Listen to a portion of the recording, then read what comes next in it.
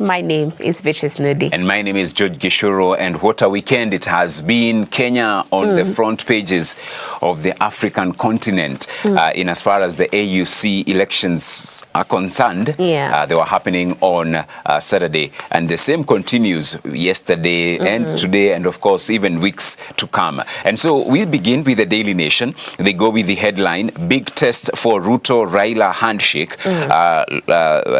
In as far as former Prime Minister Raila Odinga's bid for the chairmanship of the African Union Commission was widely seen as a game changer in Kenyan politics.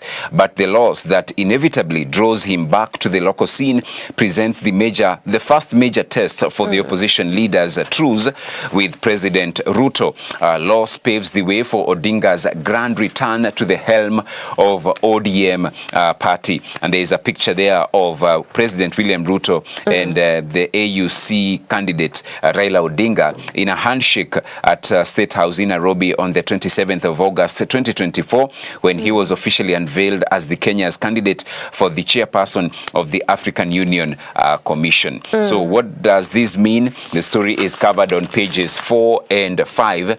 President Ruto's failure to send Odinga to the continental body means the veteran opposition chief remains a key player in the 2027 presidential contest. So you can read that on page 4 and also on page 5. All right, and the same is in fact covered here on the on the Standard, and it's covered extensively, page 4 and 5, with the headlines: the blundering president, Ruto's AUC missteps that led to defeat. That has been highlighted on page 4, and page 5 is covering Addis race.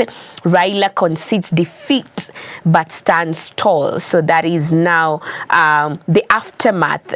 We get to see here that despite the loss, the opposition leader hosted MPs for dinner in Addis Ababa, where Raila has been staying. And the dinner was attended by President William Ruto and several elected Kenyan officials who flew to Africa's diplomatic capital. And his remarks preempted the murmurs that later surfaced that some of Kenya's allies did not vote for Kenya's candidate. So that's a story covered extensively as we see the reaction. Here we are told that he accepted the loss, saying that he was confident that his friends had supported him. Quite an interesting way to take that up. We commend him for that from the history that we've seen. But 6, this one he 7, said, I'm not disputing. This one I have accepted. Exactly. And I would say he did well. He did well. He did great. He garnered quite a good number of votes. And of course, page 6 still on the same, Raila's Addis setback, a political turning point for both opposition and government. You can read more on the same. All right.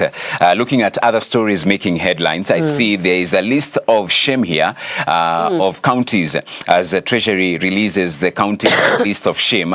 Bottom 10 counties that allocated less than 30% to development projects in 2023-2024.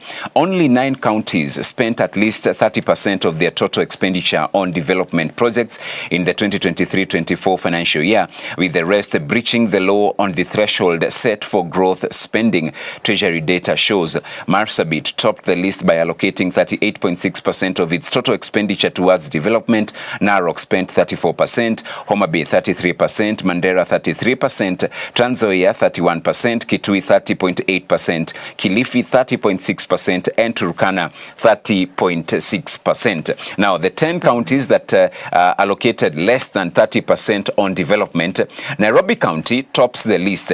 They allocated only 10% on development. Kisii 13.7%, Mombasa 16.2%, Kisumu 17.5%, Taita Taveta County 18.6%, Kiambu 19.4%, Kakamega 20.2%, Vihiga 21%, Nyamira 21%, and Nandi County 21%. It's a story that you can get on page 15. Then I see Cheptumo's final bow. Senator William Kipkorir Cheptumo, who died on Saturday, will be remembered for ending the Moi hegemony in Baringo County. It's on page 2. Government borrowed 68.7 billion in 4 months. Wow. That translates to 572 million shillings every day in 18 new loans to finance various projects across the country. It's a a story that is covered on page number 8.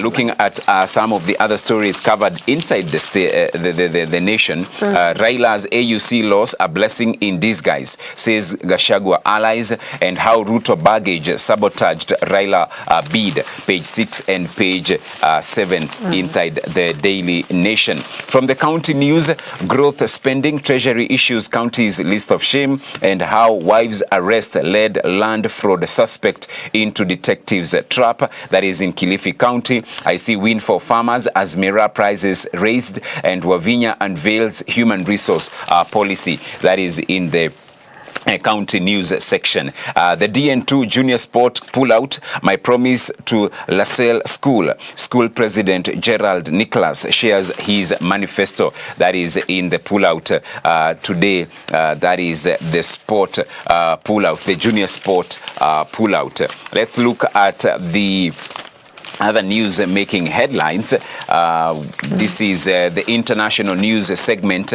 M23 rebels advance into center of Bukavu city. Some residents of the city seen cheering as they welcomed the rebels. Residents say there was little resistance from the army, and Israel receives heavy bombs cleared by Trump.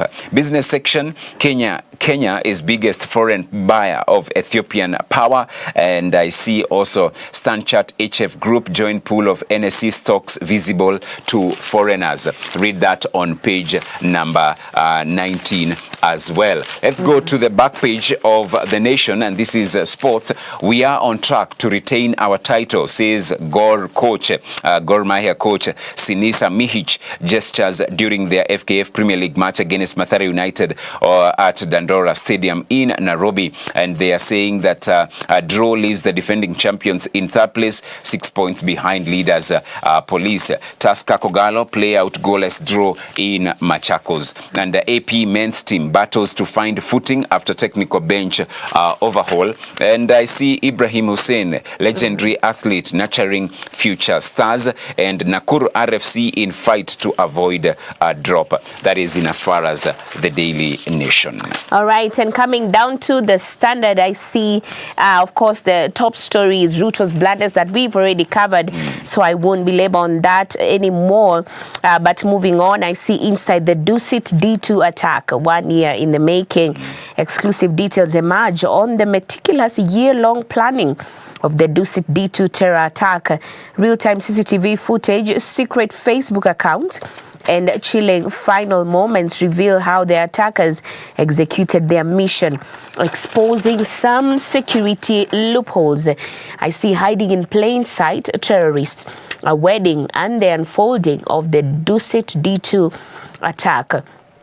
So remember in January 2018, that is 25th, at around 1 p.m., a pink and white themed wedding took place in Nairobi's Buruburu Estate. Women in headscarves and Swahili dresses danced to the Nubian Dukalo, and by Master Drapari played through two mid-range speakers.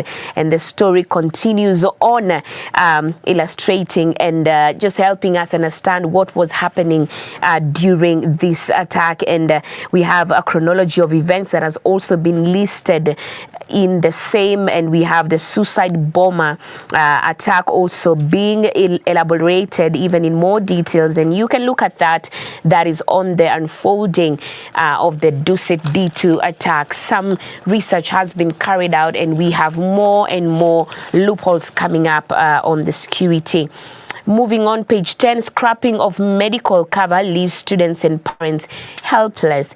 Last week, we talked about scrapping of, a fee, an exam fee that was being given. And that was to ensure that no student fails to do the national examinations. But that was also now scrapped off. So now it puts parents at a very compromising situation. Now today, there is another scrapping off.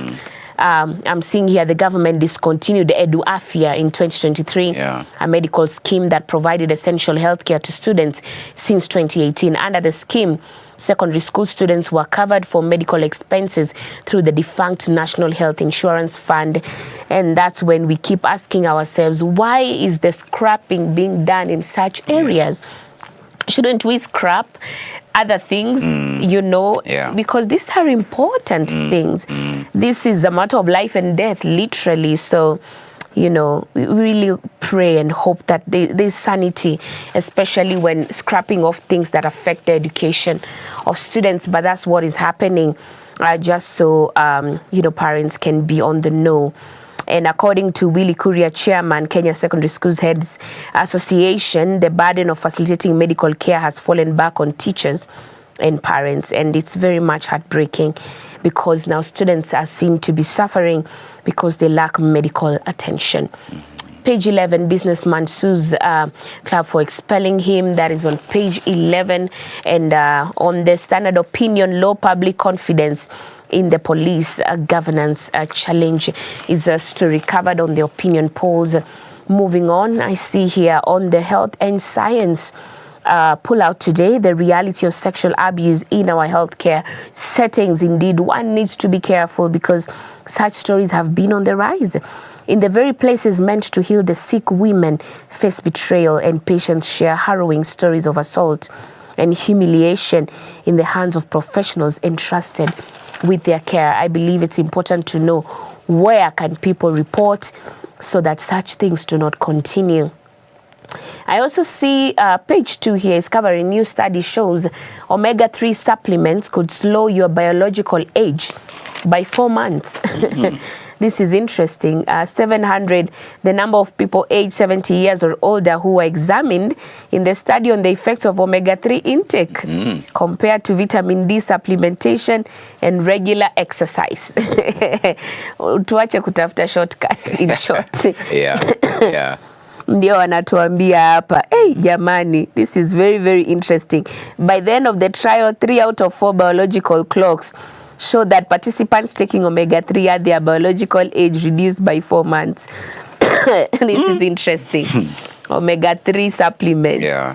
Jamani. Wanasemanga ni ya memory ama ni it helps with the memory. Omega-3 ni ya nini? Ni kama offering. Sasa it gives you, well, if the whatever information out there is anything to go by, so if it adds you memory but also reduces on by 4 months whatever you've given us. Actually this one, slow biological aging, offering promising results for longevity. However, experts caution that more research is needed to confirm long-term benefits. So what it does is actually on longevity, it increases. Yes, so hauzeeki haraka. Lakini situkule tu fish. Instead ya hii. My husband tells me ni kichwa ya fish iko na hiyo omega-3. I don't know how true that is. Very few people actually can stand kula nini. Wanakula kila kitu. Wanacha kichwa. My husband is the opposite. The head, he will concentrate on it. Takes long, of course, to get all the benefits. It's quite a lot. No, you're eating and you're concentrating. No, me nataka tu kukula easy, Anyway, fish has taught me a lot, to be honest. Because if you just you'll eat bones, You have to be very categorical if you're eating. But anyway, it's for the chosen few, and I'm trying to learn myself.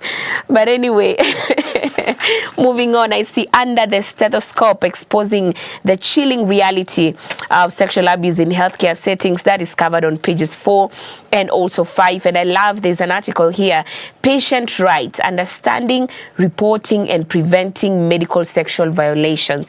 This has been well written. That is on page 5. So mpira uko kwetu pia to ensure that we are careful and to ensure that when we notice certain things, we report them to the right places. And this is actually a story covered on page 5. I see, to minimize the risk of medical sexual abuse, patients should take proactive steps to protect themselves during consultations and also procedures. So there's quite a lot that we can do on our end to ensure that this does not continue to go on. Page 5 is that story covered. Moving on, I see in the world international news, M23 sees key eastern city amid rising fears of DR Congo breakup. Moving on to the sports pages, Tusker wobble as Gor go into hibernation. Page 32 and page 30. aging like fine wine. Senior golfers defy time on the fairways, and that's a story covered on page 30. We see some golfers here, both women and men. Looks like a very nice retirement sporting activity. I don't know if you are thinking of that direction. Golfing, it has never been your thing. No. Wewe unakaa ukiretire unarudi kwa football. That would be very It's more funny. engaging. Yeah. It's more engaging, and so it keeps you fit. That's the beauty with. So you're having fun, and at the same time you're keeping fit. So like in your 70s, 60s, unacheza kafuta hapo. Unacheza kafuta hapo. I would come to see that match. Na kwanza I show them how it's done. How it's done. Yeah. Age may not favor me, but my touches, indeed they can tell. That touch, huyu aliwatesa. It seems in his heydays. I would love to see that. Yeah. Gigi on the football arena at 75. Hallelujah. Very soon. Kifika hiyo miaka ya 75. You are not far. Wow. Business Daily. That escalated quite quickly. Business Daily, Treasury drops bid to block CBK from T-bills and bonds sale. Proposal excluded from debt management plan. Central Bank had vowed to lobby to retain securities issuing role. I also see how investment scams forced Kenya to regulate cryptos. That's also on the front page and page 2 of the Business Daily. And VAT collections drop first time since the COVID-19 pandemic. So collections from VAT dipped by 4.3% in the 6 months to December 2024, the first such drop since the pandemic. I also see African markets are increasingly experimenting with a range of innovative offerings that will prove attractive to investors. It's a story that is captured on page 9. And the back page, why you need private medical covers besides state-mandated SHA. Health insurance is not like most other optional costs. It's a financial safety net you would better have before need strikes. That's on a back page of the Business Daily. Amazing. We've come to the end of the newspaper review. Grab a copy of your favorite and also tune in to our Hope FM. You'll be able to get news updates at the top of every hour. So now let's have a look at the video of the day.